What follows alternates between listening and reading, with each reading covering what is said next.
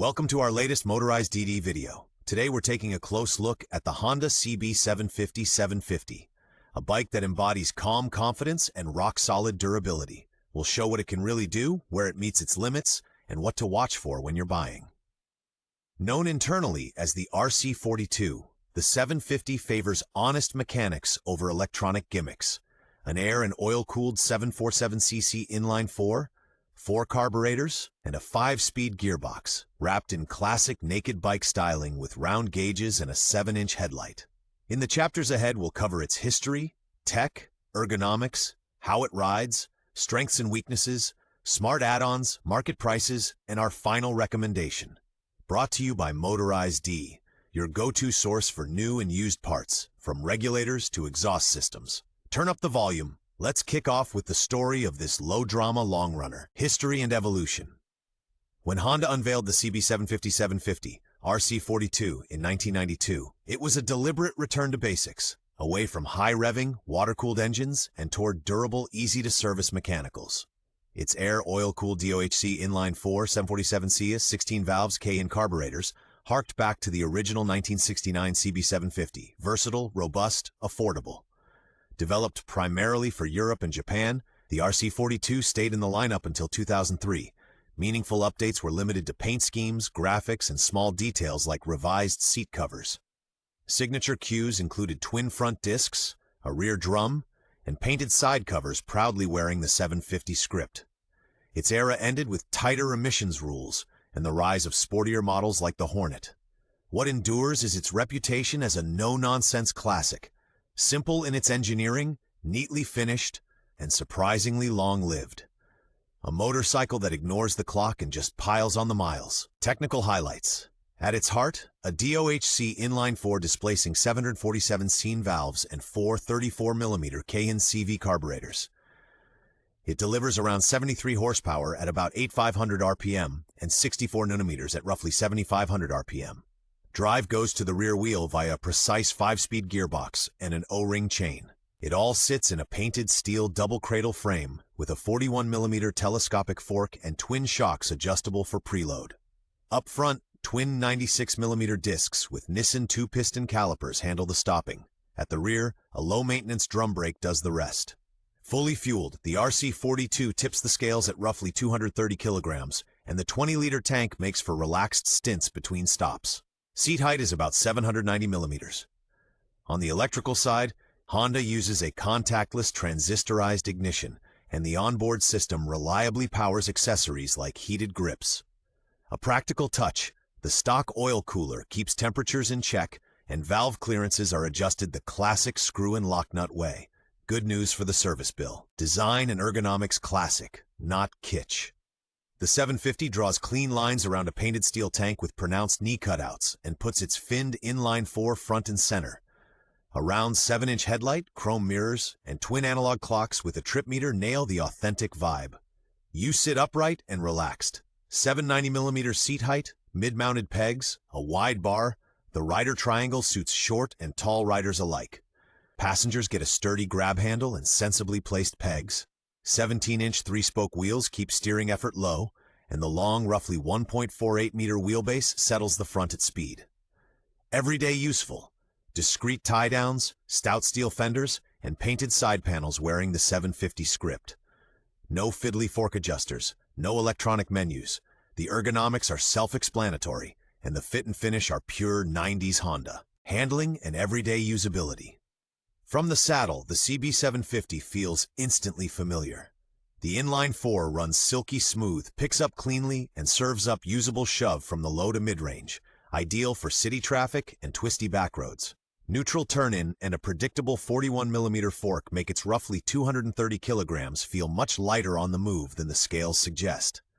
The twin front discs provide confident, fade-resistant stopping, while the rear drum is easy to modulate. A tight turning circle and a buttery clutch make maneuvering a breeze, and the 20-liter tank enables genuine 300-plus kilometer stints between fuel stops. A wheelbase of about 1.48 meters adds stability without dulling agility. Everyday bonus, the standard center stand makes chain care and tire changes simple. With sensible tire profiles on 17-inch wheels, The handling stays forgiving even on rough pavement. A motorcycle that rides relaxed, not uptight. Strengths and highlights. The 750's biggest asset is its unflappable, easygoing nature. Its 747cc inline-4 runs smoothly, builds power in a clean, linear sweep, and won't intimidate newcomers or old hands. A painted steel double cradle frame inspires confidence. The 41mm fork and trustworthy twin front discs deliver predictable feedback. Maintenance is a pleasure, not a pain. Screw and lock nut valve adjustment, easy carb access, straightforward oil changes. Everyday wins include the 20-liter tank and a practical chain guard that keeps the grime down. Build quality and finishes, from the polished engine covers to the stout 3-spoke wheels, age gracefully. Stick to the service schedule, and many will sail past 100,000 kilometers. A particular treat, the precisely tuned 34mm Kahin CV carbs serve up a silky throttle response you rarely find in this class. In short, versatile, dependable, laid back, weak spots and common issues. No bike is bulletproof. On the RC42, the regulator rectifier is the classic failure point. Mounted where airflow is poor, it can cook itself in hot weather. Swap to a MOSFET unit and make sure all connectors are clean and tight. The stock 4x2 exhaust often rots at the collector. A stainless system puts that to bed. Carb diaphragms age and the intake boots harden. The signs are poor hot starts, hiccups or misfires, and a high idle. The front 2-piston sliding calipers tend to develop sticky guide pins. A thorough clean and quality grease help, and braided brake lines firm up the lever feel. With big mileage, the rear shocks sag and the fork dives. Fresh seals and progressive springs are a smart upgrade. Check charging voltage. Around 14 volts at higher revs is healthy. Valve train. A clatter usually means it's due for an adjustment. The screw and lock nut setup is simple, but often neglected. Small detail, big effect. Corroded ground points behind the left side panel can cause electrical gremlins. Clean and protect them. Accessories and customization. The 750 is a great platform to build on. If you want better sound and durability, go for stainless exhausts like the Motad Nexus or Delcovic.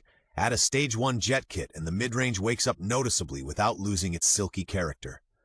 Up front, braided steel lines and sintered pads give the 296mm discs real bite, while progressive fork springs from Wilbur's or Hyperpro steady the front end. Out back, YSS or Hagon shocks are plug and play. For touring, Felling racks and Hepco and Becker Seabow carriers fit well. A Givi monorack takes a top case with no drilling of the subframe.